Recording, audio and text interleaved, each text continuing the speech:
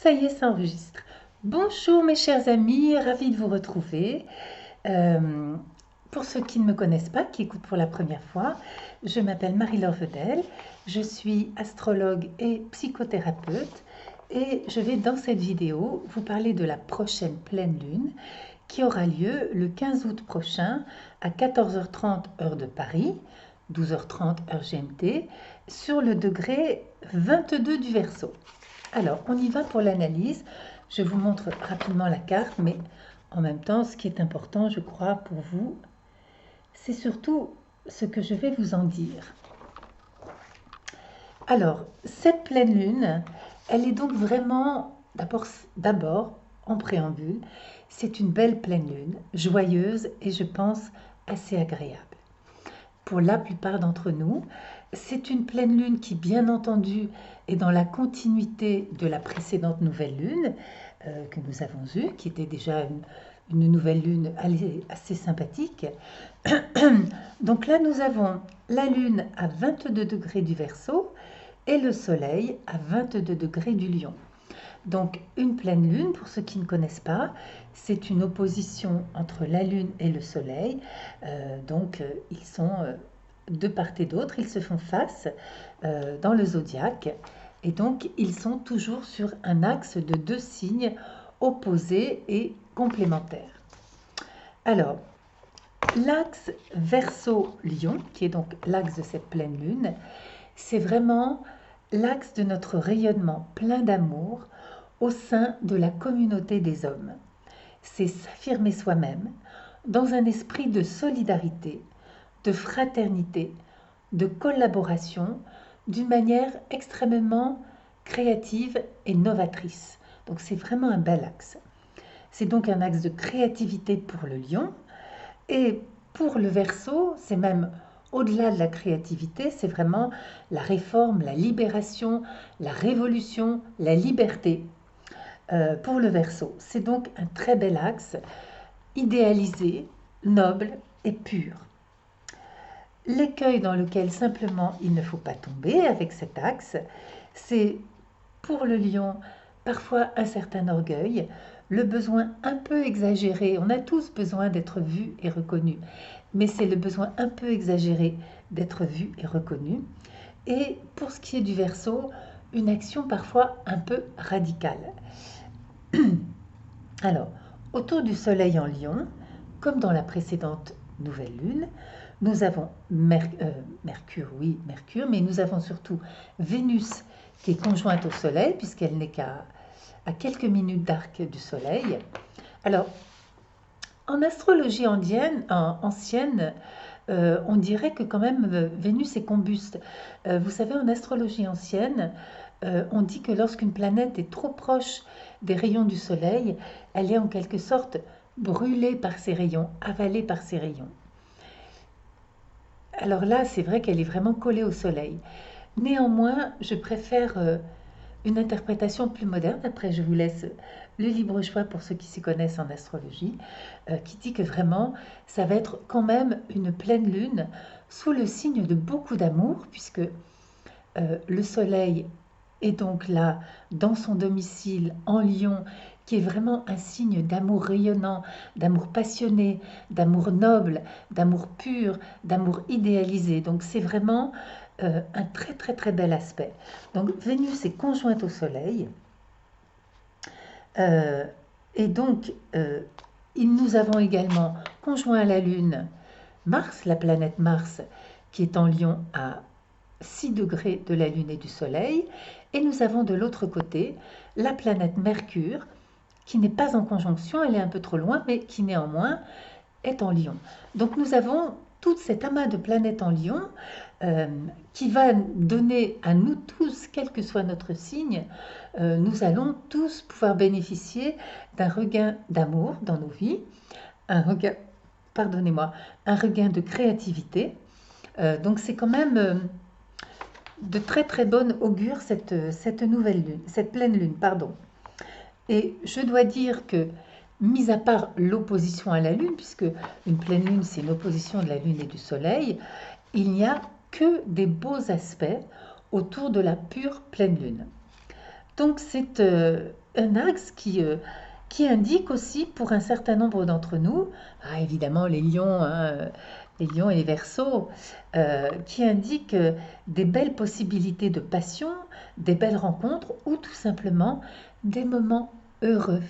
Et on a tous besoin de moments heureux, à se sentir bien, détendu, pour se remettre un peu de toutes nos émotions des derniers mois, de moments heureux, détendus et dans l'amour.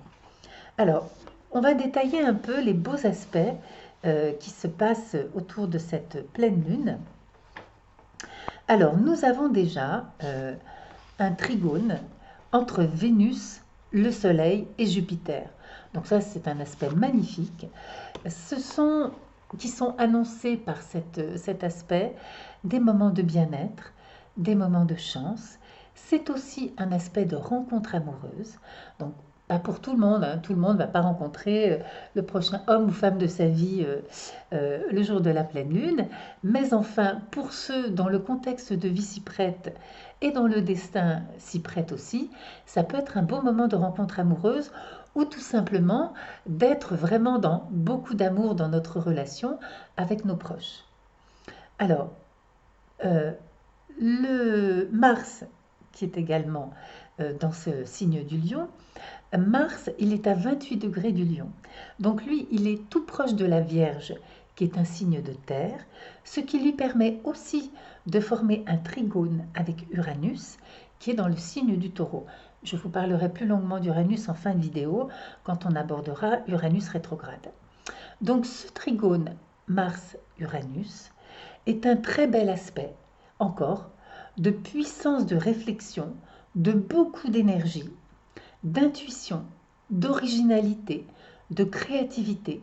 Ça veut dire que nous avons envie d'aller de l'avant avec nos projets, nos changements de vie, et que nous allons pouvoir le faire, je dirais, dans une ambiance joyeuse, une bonne ambiance. Alors, d'autre part, vous savez, bien sûr, si on respecte les orbes à la lettre, Vénus n'est pas trigone à Uranus. Néanmoins, si on prend l'énergie de cette triple conjonction Mars, Vénus, Soleil, on peut quand même parler d'un trigone avec la planète Uranus, ce qui est un aspect de coup de foudre.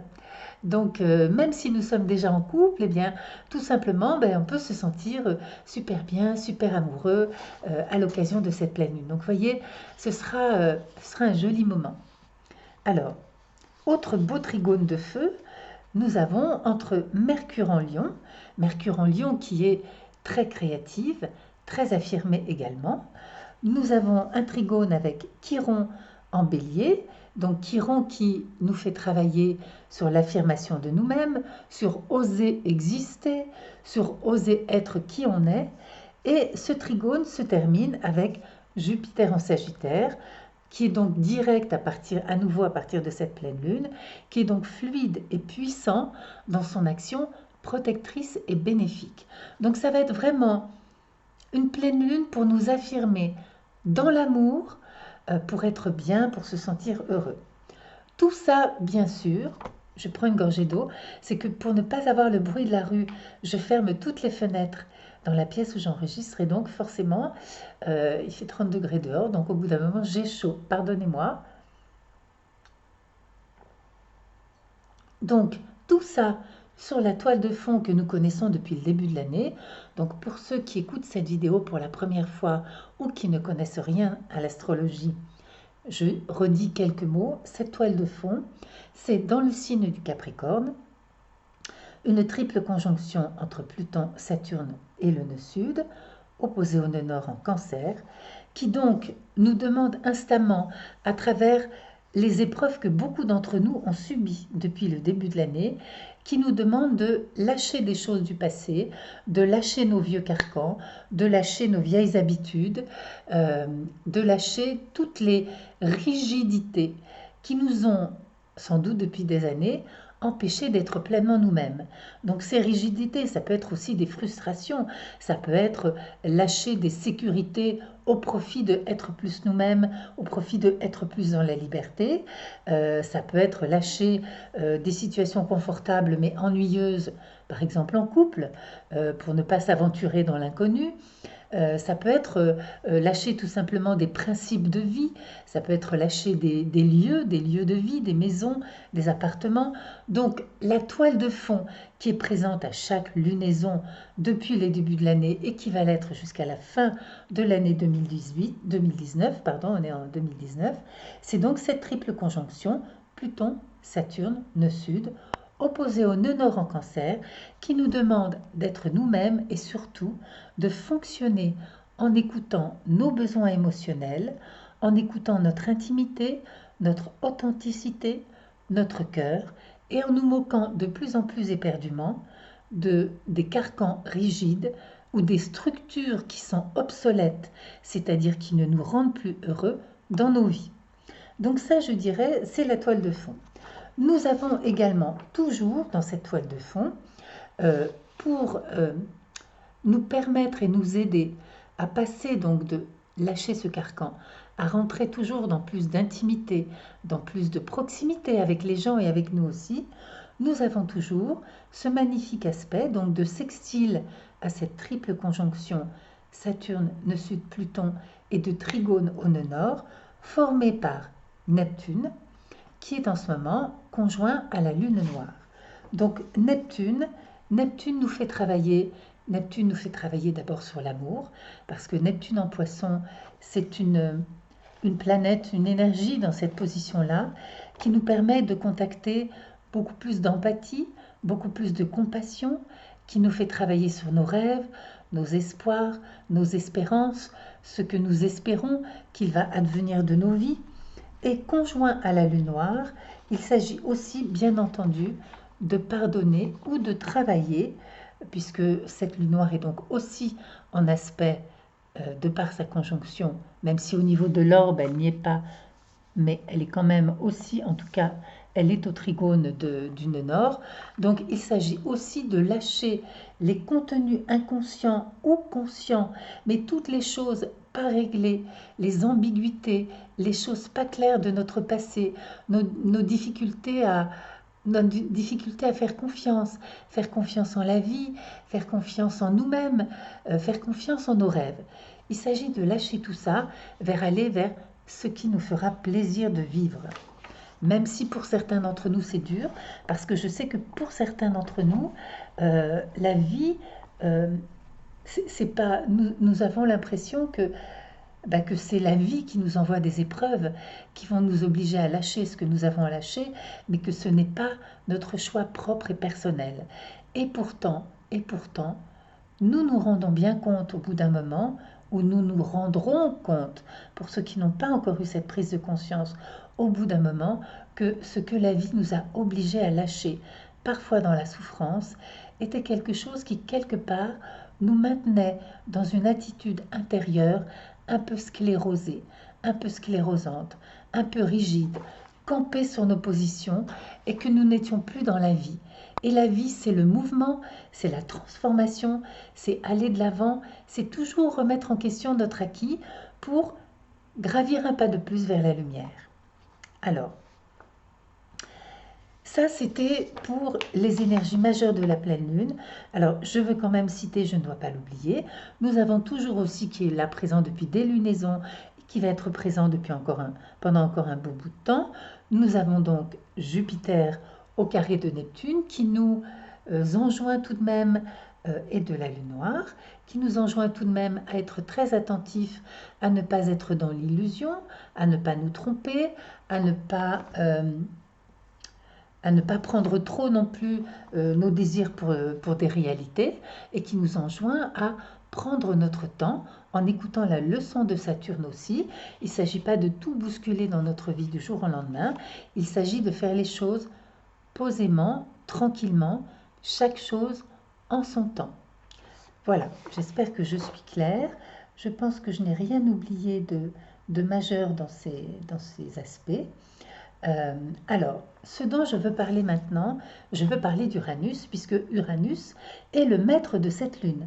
La lune étant en Verseau, Uranus régit le signe du Verseau, il est donc le grand maître de cette lune. Alors, Uranus forme, j'en ai déjà parlé, un trigone avec la planète Mars et un trigone avec l'énergie de la triple conjonction Pluton-Saturne Sud, nous engageant très fortement avec ces deux aspects, à être dans l'action, dans la réforme, dans la libération durable de nos vies et des structures de nos vies qui ne nous convenaient plus.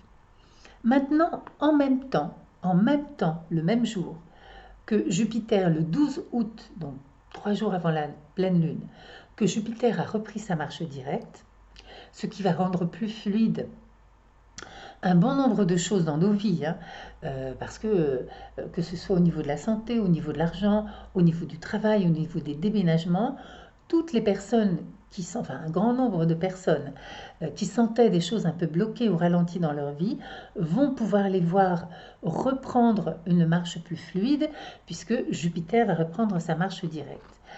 La rétrogradation nous a servi à préparer, à peaufiner, à réfléchir à la mise en place de certaines situations.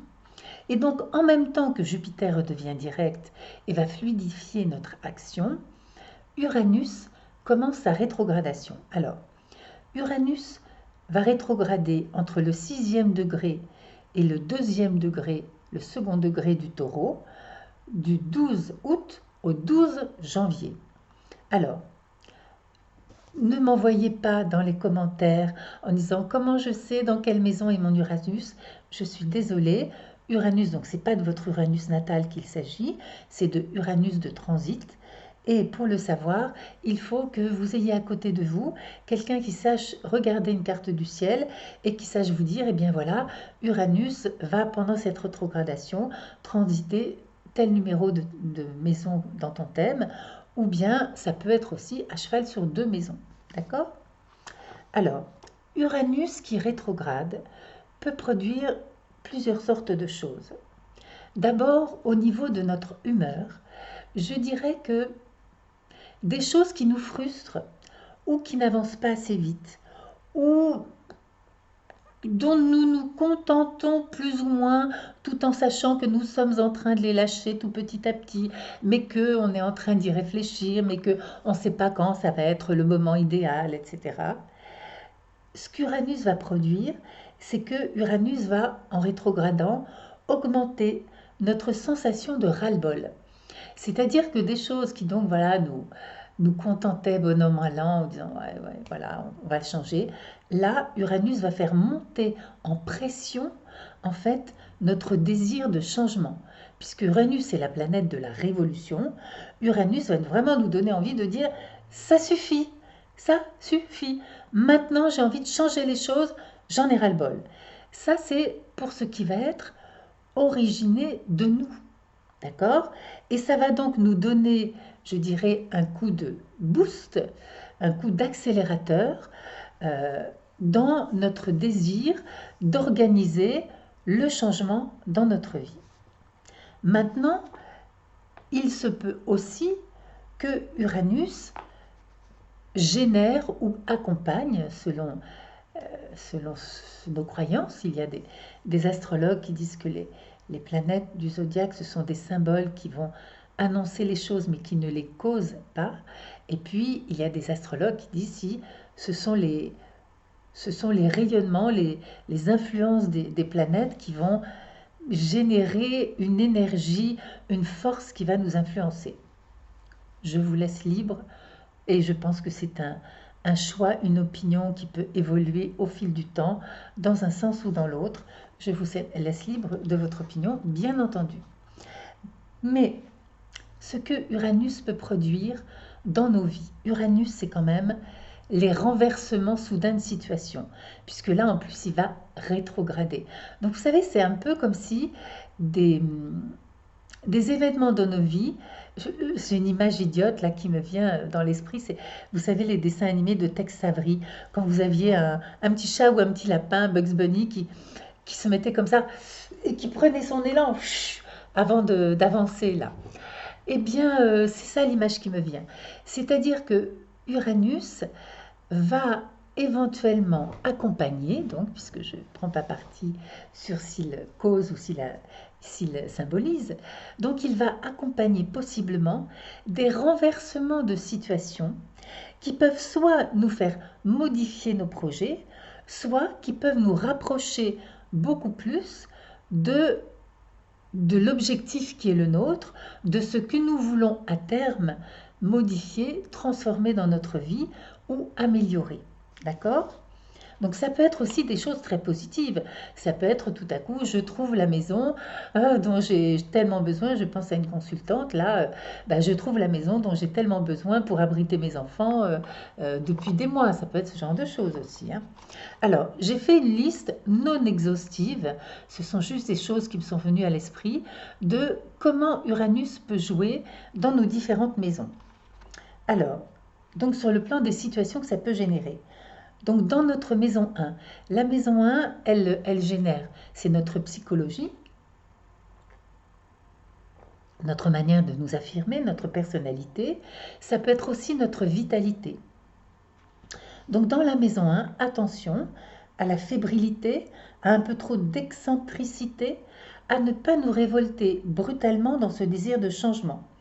Attention aux décisions intempestives. Bien entendu, il peut s'agir aussi d'obstacles, de retard à notre liberté, qui vont aussi nous faire éventuellement réfléchir et éventuellement changer d'avis, revoir, se dire est-ce que c'est vraiment cette direction-là que je veux prendre? Alors, ça peut être aussi une transformation plus importante que prévu en vue de quand même le grand mouvement de transformation concrète de notre vie qui aura lieu en 2020, hein, puisque quand même en 2020, nous aurons, en janvier 2020, Jupiter, Saturne, Pluton en marche directe tous les trois dans le signe du Capricorne, mais débarrassés du nœud sud. Donc nous allons pouvoir vraiment mettre en place les transformations que nous voulons. Et au mois de mars, en plus de ces trois planètes, il y aura aussi Mars en Capricorne qui va venir donner un coup de boost incroyable. Nous en reparlerons bien entendu. Alors, ce que peut produire Uranus rétrograde en maison 2. Attention, je lis mes notes, hein, au risque de dépenses exagérées, aux obstacles inattendus en ce qui concerne notre situation financière. Donc, la maison 2, c'est la maison qui indique notre manière de gagner notre argent, nos revenus, notre travail. C'est aussi la maison qui indique la valeur que nous accordons aux choses, la valeur que nous accordons à nous-mêmes. Donc Uranus qui rétrograde dans cette maison peut soit indiquer un renversement, un grand bouleversement dans la manière dont nous gagnons notre argent, nouvelle orientation qui pointe le bout de son nez. Ça peut aussi indiquer, bien entendu, des négociations, par exemple. Je connais des personnes dont j'ai fait le thème il n'y a pas longtemps, qui vont sûrement à ce moment-là être en négociation pour un nouveau projet. Donc la négociation peut se produire à l'intérieur de la période d'Uranus, pas forcément dans la totalité de la période du 12 août au 12 janvier, parce qu'après, il faut voir les transits des planètes rapides qui vont pouvoir indiquer, oui, à telle étape qui va se faire à tel moment, etc.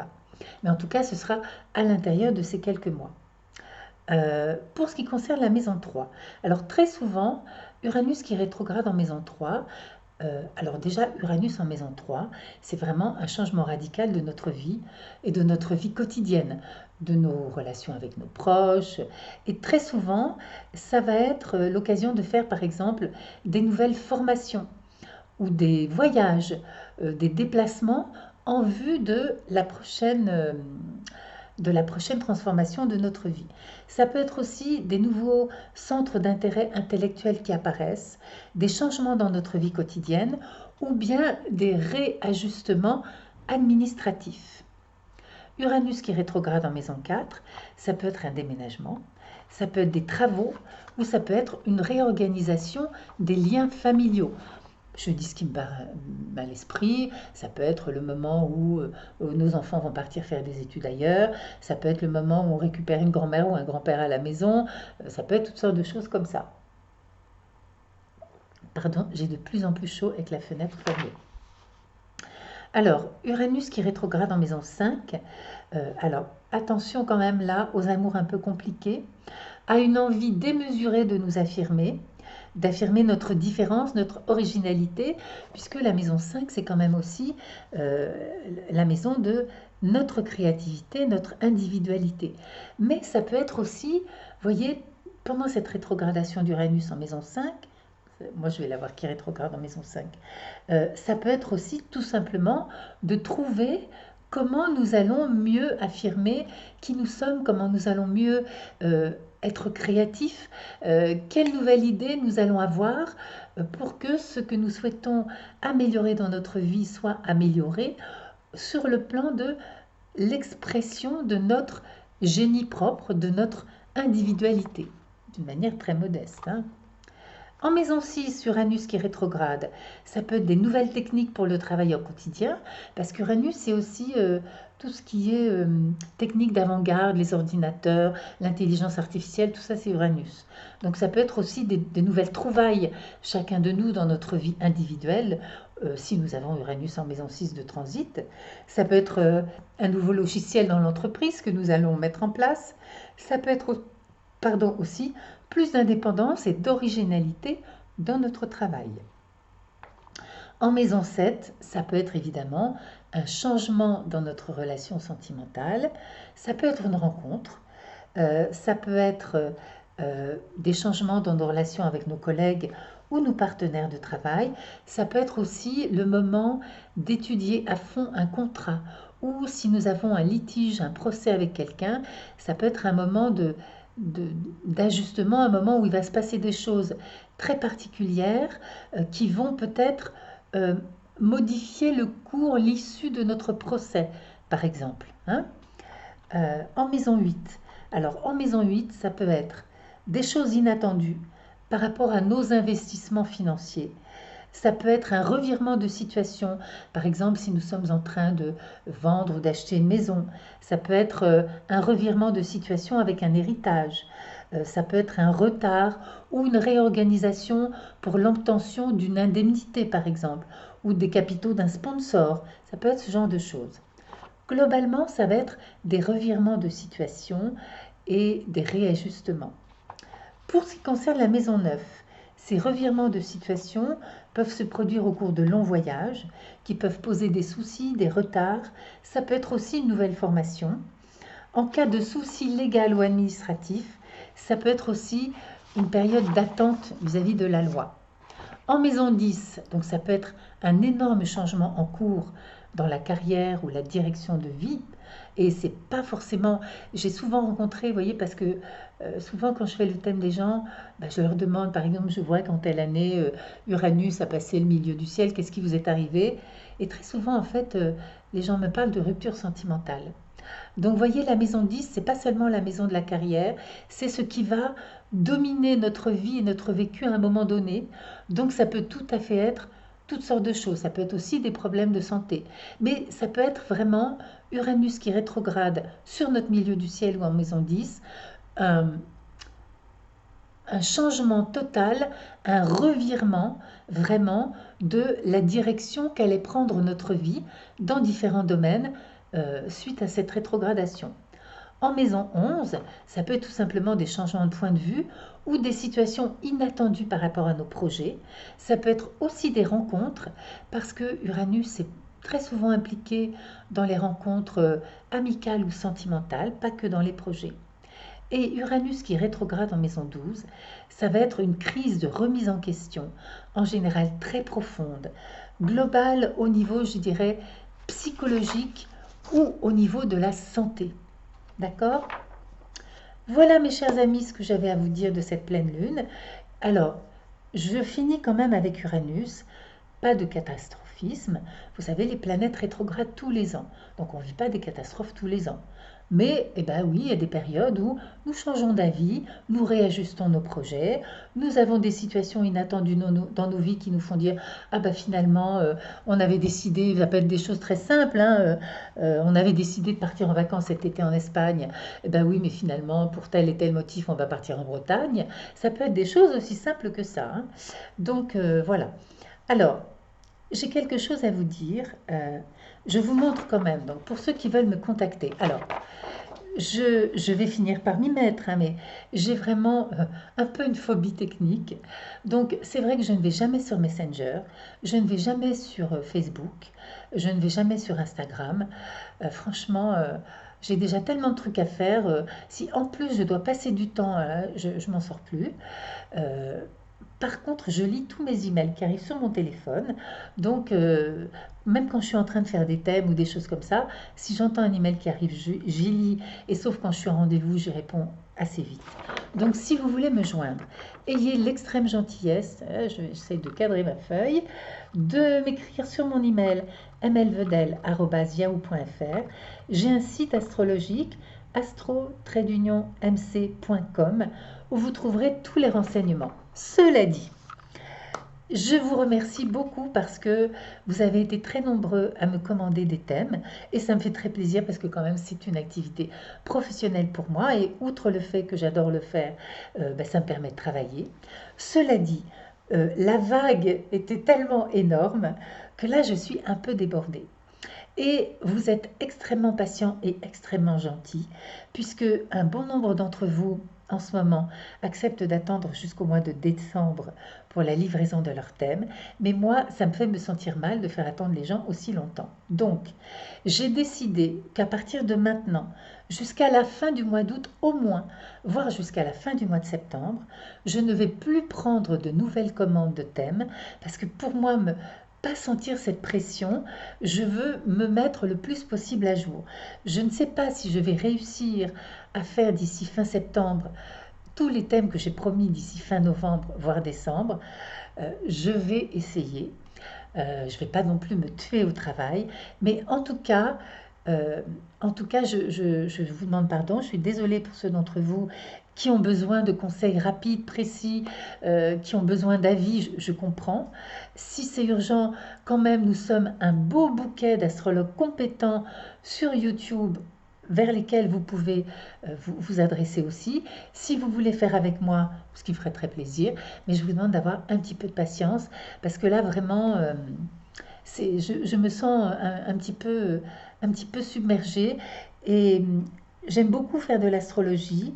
J'ai beaucoup de respect pour les personnes qui me demandent les thèmes et j'aime pouvoir faire ces thèmes tranquillement en prenant vraiment, vous savez, quand on fait le thème de quelqu'un, on rencontre vraiment la personne à travers ce thème. Donc je veux pouvoir le faire d'une manière quand même tranquille, cool, détendue et pas me sentir pressurisée en disant ah, vite, vite, il faut que j'avance, il faut que j'avance. Non, je ne peux pas faire comme ça. C'est pas ma personnalité. Voilà, donc je vous remercie encore une fois pour tout. Je vous remercie pour tous vos commentaires. Je vous remercie aussi toutes les personnes qui m'envoient plein de choses au niveau de la santé. Je les connais toutes déjà. Vous savez, j'ai 62 ans. Je suis dans le développement personnel et les médecines alternatives depuis que j'ai 22 ans. Donc ça fait un bail. C'est vrai que j'ai eu l'occasion d'explorer plein de choses. Mais en tout cas, c'est super gentil de votre part. Je suis très touchée aussi par finalement par tout cet amour que vous me donnez à travers vos commentaires. Voilà, donc c'est quelque chose que j'ai découvert finalement en faisant ces vidéos sur YouTube, qui est même si je ne vais pas encore pour l'instant trop sur les réseaux sociaux, mais en tout cas l'énergie d'amour qu'on peut s'envoyer les uns les autres, c'est vraiment comme c'est un bel élan de solidarité, de fraternité. Moi, je vous apporte mes connaissances en astrologie et puis ce que la vie m'a appris et vous me donnez beaucoup d'amour aussi en retour. Et ben, c'est chouette. Voilà.